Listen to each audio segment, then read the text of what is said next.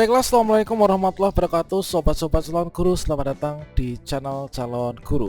Sobat-sobatnya, tentunya saat ini kita sedang menantikan ya, yaitu untuk pengumuman hasil seleksi atau hasil pengumuman kelulusan P1, P2, P3 dan juga P4 pada akun SSC ASN kita. Nah, berikutnya kita akan berbagi update informasi terbaru terkait tentang pengumuman kelulusan dan juga terkait tentang status P1 yang sudah tidak mengajar. Kira-kira seperti apa untuk update pengumuman kelulusan P1, P2, P3 dan juga P4 sehingga nanti kita bisa melihat pengumuman kelulusan kita pada akun SSCASN tahun 2022. Dan kira-kira bagaimana sih nasib P1 yang sudah tidak mengajar? Misalkan saja ini adalah guru P1 yang berada di bawah naungan sekolah swasta.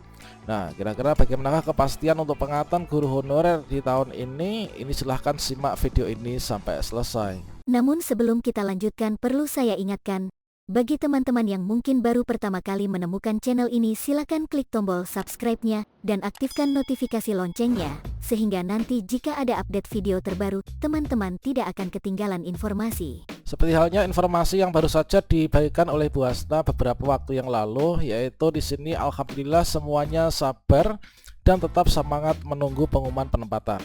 Insya Allah untuk pengumuman penempatan ini tidak akan lewat pada bulan Februari ini ya. Jadi nanti kita pastikan teman-teman bahwa nanti untuk pengumuman kelulusan untuk P1, P2, P3 dan P4 ini tidak akan lewat dari bulan Februari.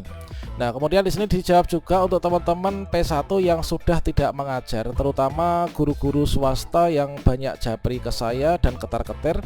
Teman-teman, ini ditandaskan bahwa teman-teman tidak usah khawatir dikarenakan tetap Kemdikbudristek itu mengupayakan untuk diangkat ya dan mendapatkan SK, kecuali guru tersebut itu adalah meninggal dunia atau sudah lupa ingatan.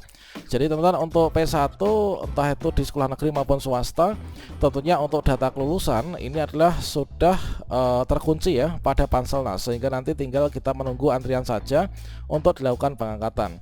Kemudian di sini beliau juga menandaskan bahwasannya di sini kita diminta untuk menjaga silaturahmi dan juga menjaga lisan, selalu tebarkan kebaikan sesama manusia, hindari egoisme apalagi arogan ya, itu bukan karakter sebagai seorang guru.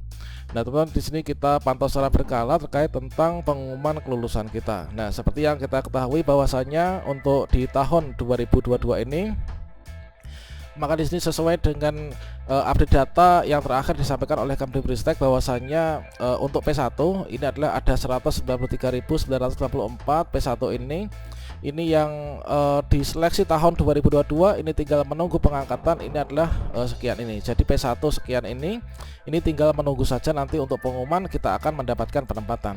Sedangkan untuk P1 termasuk teman-teman yang di sekolah swasta yang sudah tidak mengajar misalkan, maka di sini teman-teman untuk data kelulusan ini sudah terkunci ya, yaitu termasuk dalam kategori ini, yaitu nanti akan dituntaskan di tahun 2023. Nah, di sini nanti untuk P1 itu adalah semuanya ya, terdiri dari P1 dari guru sekolah negeri, guru sekolah swasta, kemudian juga dari lulusan PPG. Nah, ini teman-teman. Jadi kalau misalkan teman-teman belum mendapat penempatan, kita pantau nanti di tahun 2023, nanti di pertengahan tahun ini insya Allah nanti akan segera dibuka. Dikarenakan menurut dari SK terbaru dari Kemenkyu bahwasanya nanti mulai 3 bulan terakhir menjelang tutup tahun 2023, teman-teman lulusan PDKK 2023 nanti sudah menerima gajinya.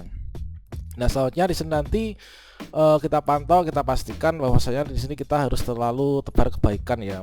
Seperti yang kita cek lagi di sini adalah informasi terkait tentang untuk persiapan pendaftaran di tahun 2023 nanti. Ini nanti tetap akan memanfaatkan yaitu data yang ada pada Dapodik. Kalau misalkan di guru honorer itu kan di bawah naungan Kemdikbudristek ya, itu nanti menggunakan Dapodik. Kemudian untuk teman-teman yang tenaga kesehatan di bawah naungan Kemenkes itu adalah menggunakan SISDMK.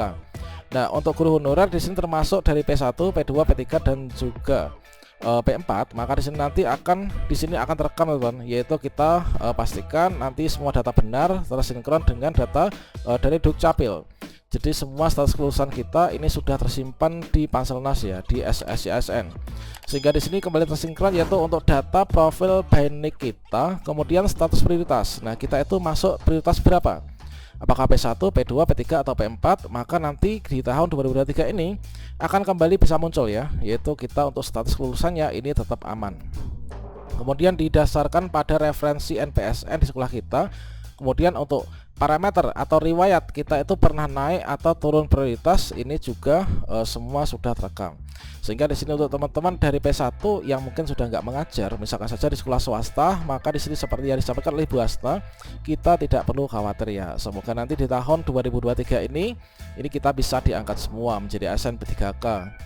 Termasuk juga untuk kita baik itu P2 maupun P3 yang nantinya kita tidak lulus seleksi seperti ini ya. Misalkan kita nggak lulus fase K, dikarenakan memang untuk kuota formasi antara satu daerah dengan yang lainnya dibandingkan dengan guru honorer yang ada, kemudian juga mapel yang dibuka tentunya juga berbeda. Nah, selanjutnya nanti kita akan bisa mengisi di tahun 2023 dikarenakan di sini sudah disediakan oleh Kemdikbudristek bahwa nanti sudah ada dipetakan ya, yaitu untuk sisa kebutuhan formasi tahun 2022 dan juga potensi formasi yang tidak terserap. Ini ada sekian banyaknya ini.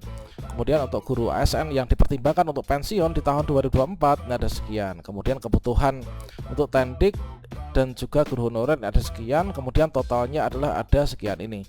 Sehingga di sini termasuk juga dari teman-teman P1 yang jumlahnya ini adalah sudah berkurang banyak ya. Kemarin ada update data terbaru, itu sudah yang awalnya nggak dapat penempatan ini mendapat penempatan. Sehingga di sini dari kuota 2023 sebanyak ini nanti digunakan untuk mengangkat P1 sekian ini, tentunya sisa formasinya masih banyak dan nanti akan diberikan untuk P2, P3 dan juga pelamar umum ya teman-teman. Selanjutnya informasi terbaru terkait tentang akun SSCSN yang sampai saat ini belum berubah. Nah, kira-kira kapan sih untuk pengumuman P3K guru ini? Nah, ini ada info yang bikin teman-teman heboh.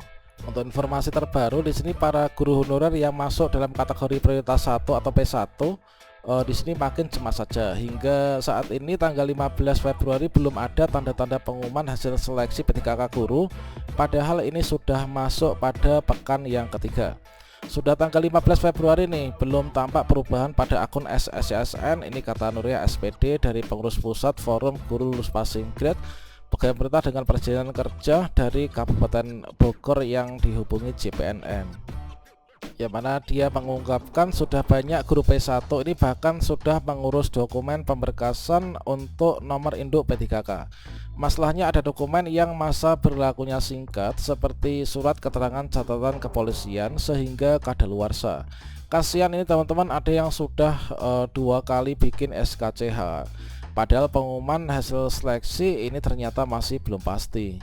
Meskipun demikian, di sini kita harus selalu berpositif thinking dikarenakan untuk penundaan pengumuman kelulusan P3K guru 2022 ini adalah guna mendapatkan ASN P3K yang lebih banyak. Maka di sini Panselnas melakukan optimalisasi penemuan kuota formasi yang belum terisi dan akan diumumkan ya di sini pertengahan Februari. Jadi kita pantau secara berkala ini mulai beberapa hari ke depan ya. Kita selalu pantau di grup P3K kemdikbud.go.id, nanti akan muncul di sini informasi terkait dengan pengumuman.